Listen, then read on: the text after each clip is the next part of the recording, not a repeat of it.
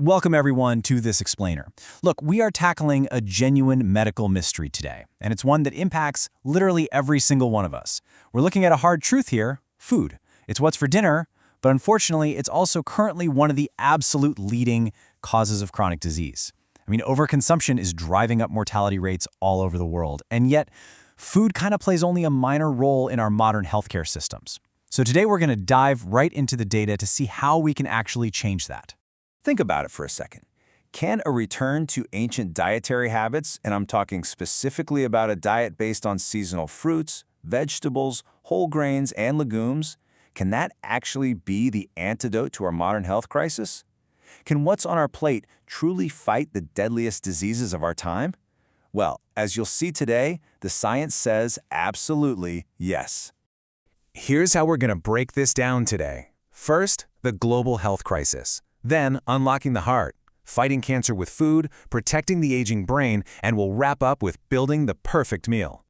All right, let's jump right into Part 1, the global health crisis and the paradox of the West.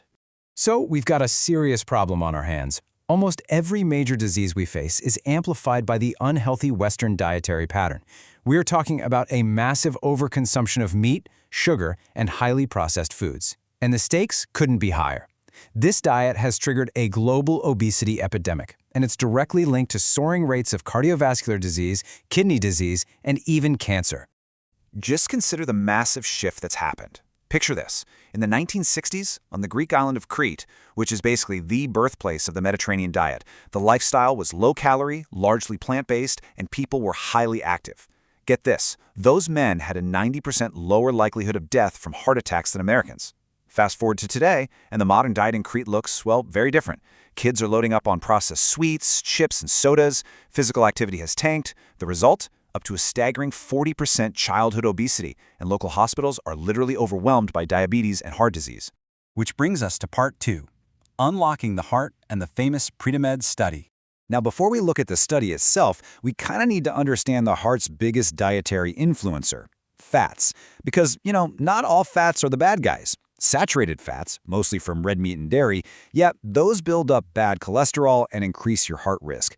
But unsaturated fats, like the ones in olive oil, fish, and nuts, those actually improve your heart health. But then there are trans fats. These are mostly man-made to give packaged foods longer shelf lives. And scientists found out that just a tiny 2% increase in your daily trans fat consumption spikes your risk of heart disease by a devastating 23%.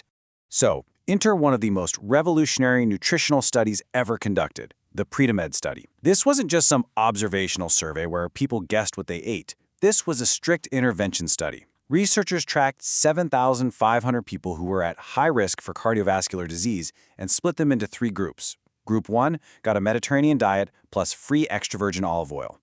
Group 2 got the diet plus nuts. And Group 3, the control group, was put on a standard low-fat diet recommended by the American Heart Association. The researchers literally dictated their meals for years. And the results? Absolutely staggering. 30%. In fact, the researchers actually had to halt the study early. They stopped it at 4.8 years instead of the planned 6. You might be wondering why? Because the groups on the Mediterranean diet saw a massive 30% reduction in cardiovascular death, stroke, and heart attacks compared to the standard low-fat diet. The benefits were so undeniably clear, they deemed it completely unethical to keep the control group off the Mediterranean diet. It's that powerful.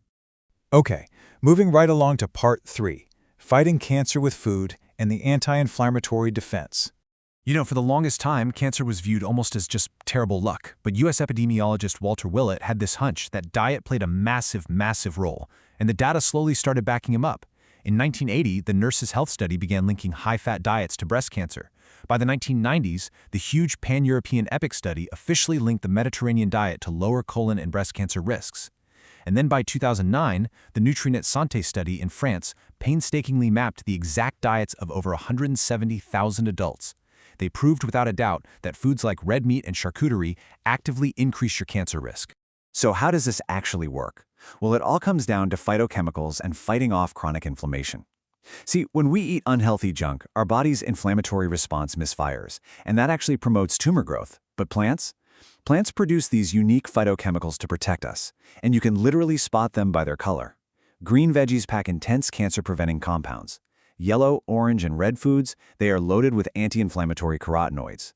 And those beautiful blue and purple foods deliver anthocyanins that protect against diabetes and cancer. When you eat this way, you are basically building a colorful, edible armor for your body. And the clinical results completely back this up. Scientists took patients with genetic mutations that essentially guaranteed they would develop intestinal polyps, and they put them on an intensive plant-based Mediterranean diet. We're talking no sugar, no processed meats, no refined flours. The researchers were absolutely struck by how effectively this specific diet crushed chronic inflammation and, amazingly, halted long-term tumor growth. Let's shift gears to part 4, protecting the aging brain from what's becoming a silent epidemic. Losing our cognitive abilities is a terrifying prospect, no doubt about it. But here is some incredibly empowering news. Up to 40% of the causes of dementia are non-genetic. Brain aging researchers have discovered that Alzheimer's patients often rigidly followed a heavy, meat-based Western diet. By contrast, the Mediterranean diet provides these specific nutrients that actively preserve the brain's white matter. And that white matter is absolutely crucial. It's the vital network that allows all the different areas of your brain to connect and communicate with each other. And here is a number I really want you to remember today. 36%. Neuroimaging studies found that higher levels of circulating omega-3 fats, specifically the kind you get from the fatty fish in the Mediterranean diet, are associated with a 36% lower risk of dementia. 36%! These omega-3s are amazing. They keep your neuron membranes fluid and flexible, which ensures your brain remains a highly plastic, adaptable organ even as we get older. Finally, we arrive at part 5, building the perfect meal, or as I like to call it, culinary medicine on a plate. For decades, the medical community kind of just ignored food, waiting around for a pharmaceutical breakthrough. I mean, human beings often think that the best thing would be to find a magic pill that just solves all our problems, right? We want the easy fix. But there is no magic pill for chronic health. There's only culinary medicine. The beautiful thing is, it doesn't require any advanced technology. It just requires eating right. So here is exactly how you do it. The ultimate gastro-healthy dish is your daily blueprint. Exactly 50% of your plate should be colorful fruits and vegetables to deliver all those cancer-fighting phytochemicals we talked about. 25% should be whole grains for essential fiber. And that final 25%? That should be plant-based proteins like chickpeas and legumes. This right here is the exact composition of the perfect anti-inflammatory, brain-protecting, heart-healing meal. Which brings us to our final thought. The mystery is officially solved. The evidence is literally right there on the table. So I leave you with this question. Are you going to keep waiting around for a magic pill that may never come, or will you take control of your health and start building the perfect plate today? The choice is entirely yours. Thanks so much for joining me on this explainer, and here's to happy, healthy eating.